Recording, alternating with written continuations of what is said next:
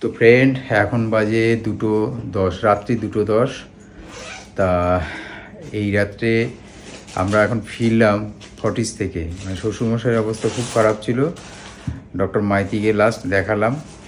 উনি বলল যে আপনি হয় এখানে অ্যাডমিশন করুন, নাহলে কলকাতায় একটা ভালো কোনো নার্সিংহোমে অ্যাডমিশন করুন।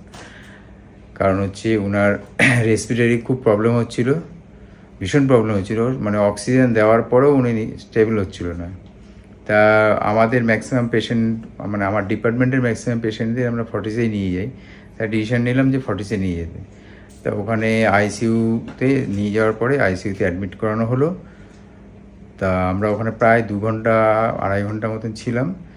এখন অনেকটা স্টেবল হয়েছে। তা লাস্ট দেখে এলাম যখন, অবস্থা মানে ভীষণ খারাপ। চেস্টে একটা বড় ইনফেকশন আছে, জমেছে বলতে ডাক্তারবাবু যেটা বললেন যে অল্প জল জমে আছে। তা ভয়ের কিছু নেই, আবার ভয়ের আছেও। আগামীকাল ডাক্তারবাবু মানে মোটামুটি বলতে পারবেন যে কতটা স্টেবল আছে। রাত্রে একটু চিন্তাও আছে। আমি তো টেনশন করছি, আমাদের থেকেও বেশি টেনশন করছে টুম্পা, কেন বাবা আগে কখনো এরকম অবস্থায় দেখেনি। মানে আজ অবধি কোনোদিনই হসপিটালাইজড হয়নি। এই আজ ফার্স্ট, ওনার লাইফেও ফার্স্ট উনি হসপিটালে অ্যাডমিট হলেন। মানে যেতেই যেত না, তো খুবই টেনশন করছে। এই যে হ্যাঁ, শুধু আমি না, সকলেই টেনশন করছে। কালকে রাতে, তার আগের দিনও শরীর খারাপ ছিল। কালকে তো ডাক্তারের কাছে দেখানো হয়েও ছিল, তো সেখানেও খুব শরীর খারাপ ছিল। তো যাই হোক, কিছুক্ষণ পর ঠিক হয়েছিল। বাড়ি যাওয়ার পরে এবারে কখন রাতে আমাদের সুইচ অফ হয়ে গেছে ফোন, আমরা নিজেরাও জানি না। 2টো অবধি আমরা জেগেছিলাম কালকে রাতে। তো 4টে থেকে আবার বাবার শরীর খারাপ ছিল। ভাই ফোন করছে, আমাদেরকে পাচ্ছে না। যাই হোক, আবার ফ্ল্যাটে আরেকজনকে ফোন করলো, ওই দাদা এসে আমাদের খবর দিল। করে সকালে আমরা গেলাম। গিয়ে তো আমি আর যাইনি, তখন ও গিয়েছিল। গিয়ে তখন শ্বাসকষ্ট ভীষণ রকমের হচ্ছে, মানে বাবার নিঃশ্বাস মানে ইয়েটা নিতেই পারছে না, অক্সিজেন দেওয়ার পরেও কষ্ট হচ্ছে। তারপরে তো যাই হোক 3:30 নাগাদ মানে মাইতির কাছে নিয়ে গেলে, বলো, ডক্টর মাইতির কাছে নিয়ে যাওয়া হলো। আর তখন আমরা গিয়েছিলাম আর কি। আর বাবাকে তো কোনোদিন ওরকম দেখিনি, মানে মাকে দেখেছি, মার শরীর খারাপ হয় বা প্রায় শরীর খারাপ থাকে, অপারেশন হয়েছে বেশ কয়েকবার, মারটা হ্যাবিট হয়ে গেছে। বাবাকে কোনোদিন আমি এরকম দেখিনি। হ্যাঁ, তো ওরকম দেখে আমার মানে আমার হাত পা লিটারেলি এখনো মানে একটুখানি ইয়ে হচ্ছে।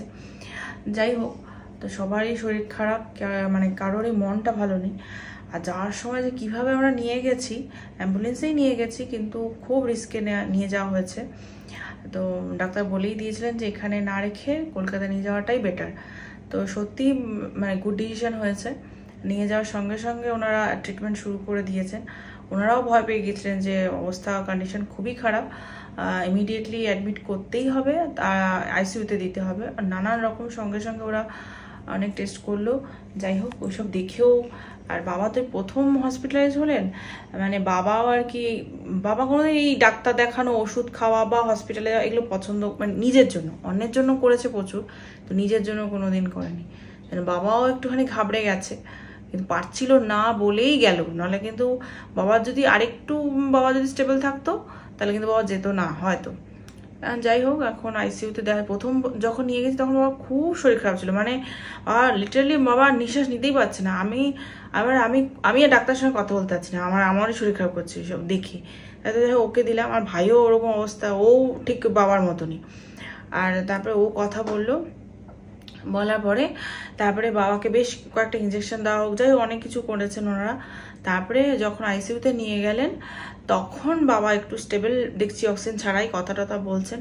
তারপরে আবার যখন আইসিইউতে এইসব সেট আপ করছে তখন মনে হয় বাবা আবার ঘাবড়ে গিয়েছিল, তখন ওই বাবা আবার একটু হালকা শ্বাসকষ্ট হচ্ছিল। তো যাই হোক, এই জাস্ট আমরা সব কিছু করে, ডাক্তার বললে এখন অসুবিধা নেই, আমরা ট্রিটমেন্টে রাখছি, অবজারভেশনে রইল। আমরা আবার কালকে যাব ভিজিটিং আওয়ার্সে দেখা করতে। এখন আমরা এই জাস্ট বাড়ি ঢুকলাম, এখন একটু ফ্রেশ হব। সকাল থেকে আমার এত মানে কি বলবো, কি যে গেল আজকে সারাদিনটা, আর কিছু বলার নেই।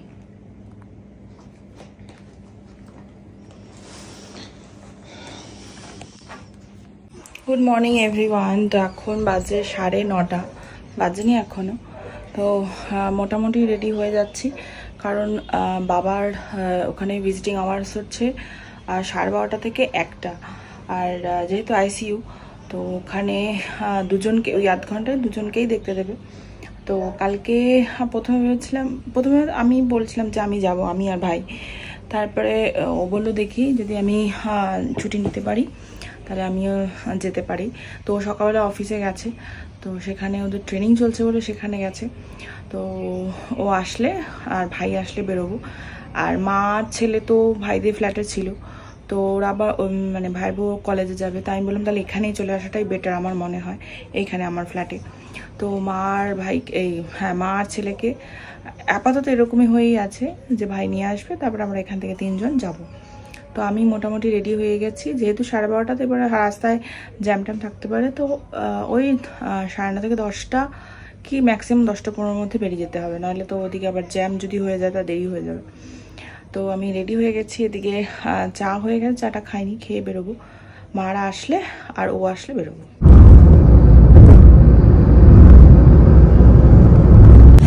তো এখন বাজে 2:25 আর আমরা দেখা তো হয়ে গেছে 12:30 থেকে 1টার মধ্যেই টাইম ছিল, বেশিক্ষণ টাইম দেয়নি।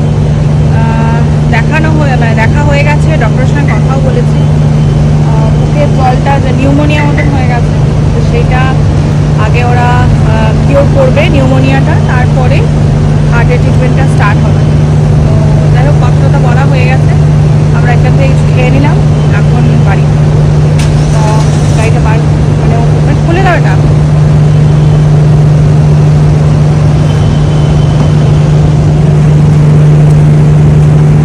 আবার সুগারটা অনেকটাই হাই, 420 না সুগার? হ্যাঁ 420 মতো সুগার রয়েছে, ইনসুলিন দিচ্ছে।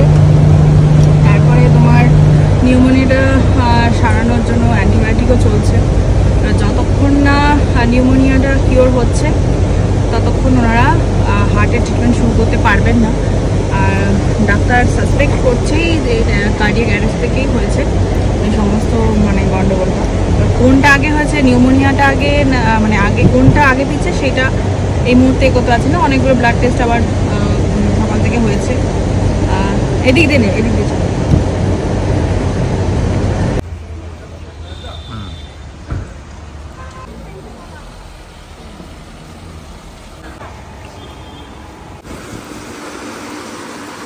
কে বানালো? আমি আর মামা। আর 3টে বানাতেও করতাম। হ্যাঁ আরো 3টে বানাতাম। আরো 3টে বানাবি? হ্যাঁ। এখানে বৃষ্টি হচ্ছে আর সেই ছোটবেলাকার কথা আমাদের মনে পড়ে গেল, তাই না মামা? জানিস আমরা ছোটবেলায় কি করতাম বলতো? বৃষ্টি হলে বারান্দায় বসে বসে এটা বানাতাম, তারপরে দরজার সামনে মানে একটু বেরিয়ে গিয়ে মাঠে জল হয়ে যেত, সেই জলে গিয়ে এরকম করে নৌকাটা ভাসিয়ে দিতাম, এই মজা লাগতো। একটু বাবা চা খাওয়া গেলে যাবি? আরো দুটো নেব। আরো দুটো নেই? হ্যাঁ আমার বাপ। হ্যাঁ আচ্ছা।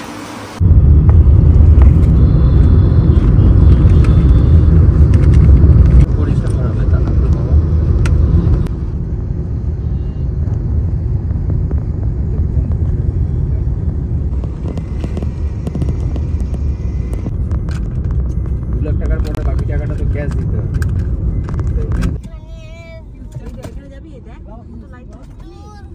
কি বললো রে? ये कालिया ना वो बंदर है। कालिया किधर किधर? वेट ये जटायु। এখানে ভাইয়া আর সিস্টার দুজনেই এসছে, একটা স্পেশাল জিনিস দেখাই। ওরাই জানে কি আমি জানি না। এটা হচ্ছে টুম্পার জন্মদিন 13/8/88। मेरा आइडिया नहीं है इसका আর এটা হচ্ছে আমার ডেট অফ বার্থ 9 জানুয়ারি 1976। আর আমার ছেলের জন্মদিন 23/4/2020। এটা একটা মানে স্পেশাল, মানে এটা ভাষায় এটা আমরা সত্যি কথা ভাবতে পারছি না, মানে এত সুন্দর ডেট অফ বার্থ দিয়ে কালেকশন, মানে এটা একটা স্পেশাল গিফট।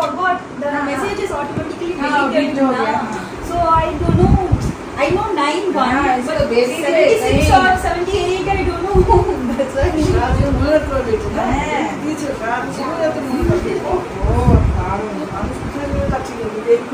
मेरा नियम क्या है, वो कुछ बोलेगा उसको काम देना।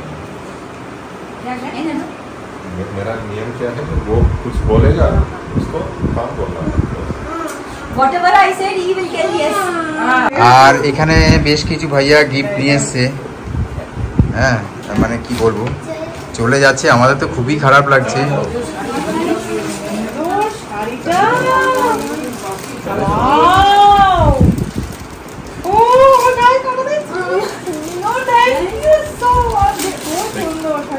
कलर पसंद है?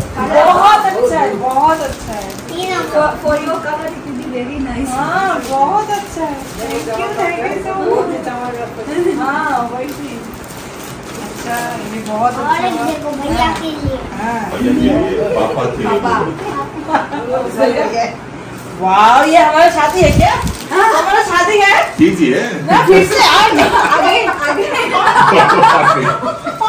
মানে আমাদের আবার বিয়ে দেবে এরকম একটা ব্যাপার। পাঞ্জাবিটা দেখো, মানে এটা কি সুন্দর। Size is not match now. We अच्छा। can exchange. Business here. Okay okay ठीक है। Size कितना है? 48. हाँ 40 हो साइज। जाएगा, हो हो जाएगा। जाएगा। बहुत सुंदर है, लगता है हमारा एनिवर्सरी है। बीच जाओ। एक सेकंड रखो।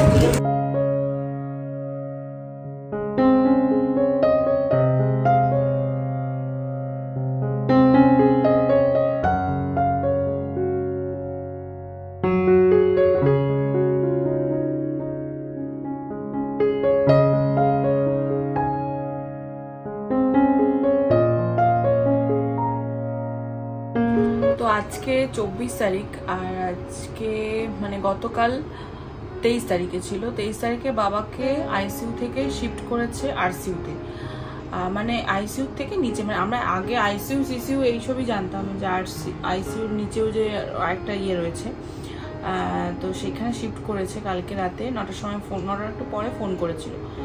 তো যখন আমরা দেখতে গেছিলাম তখন আগের থেকে বেটারই ছিলেন বাবা। আজকেও যখন গিয়েছিলাম তো বেটার আছেন, আগের থেকে তো বেটার আছেন।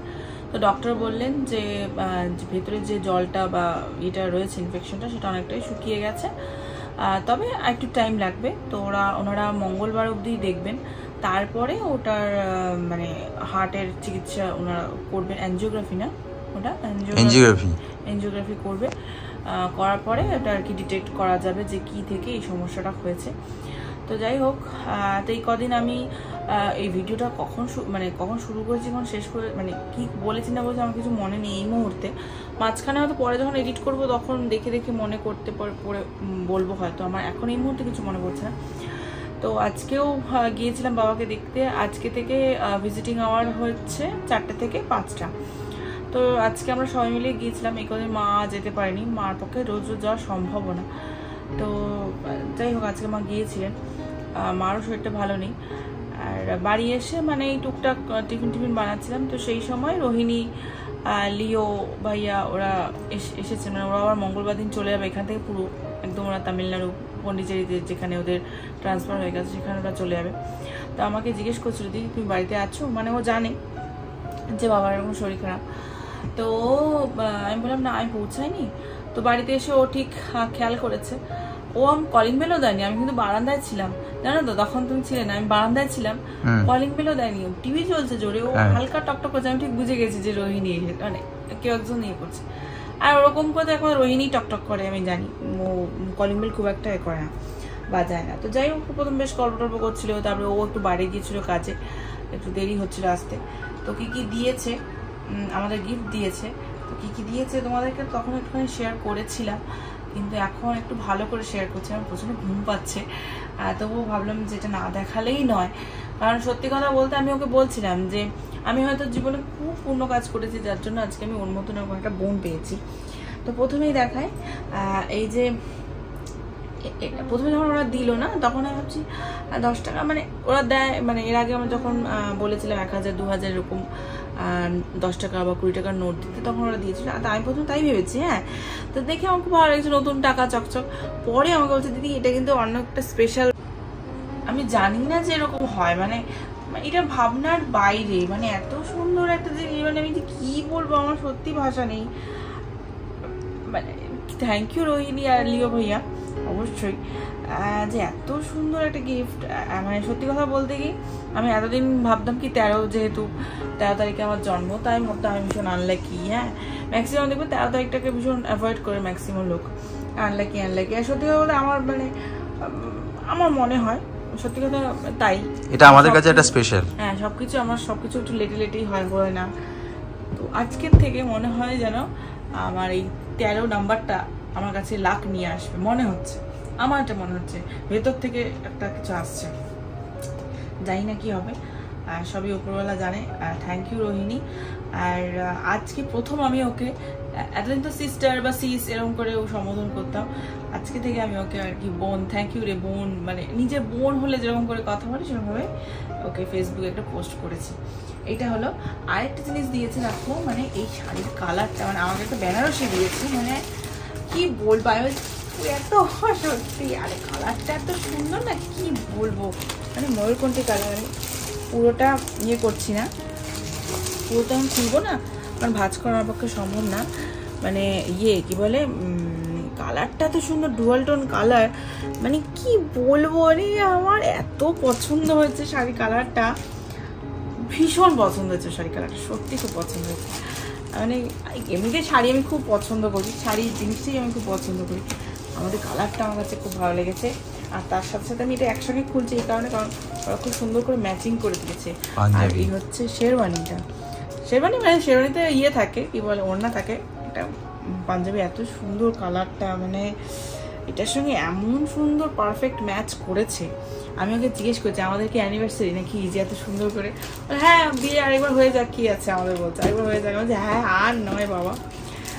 তো এটা সামনের বছর আমাদের 12 বছরের মানে বিবাহিত জীবন হবে, দেখা যাক, যদি সবার শরীর ঠিকঠাক থাকে এইটাই পড়বো আমি ঠিক করেছি, এই অনুষ্ঠান হোক বা না হোক, করতে অসুবিধার কথা, তাই না বলো?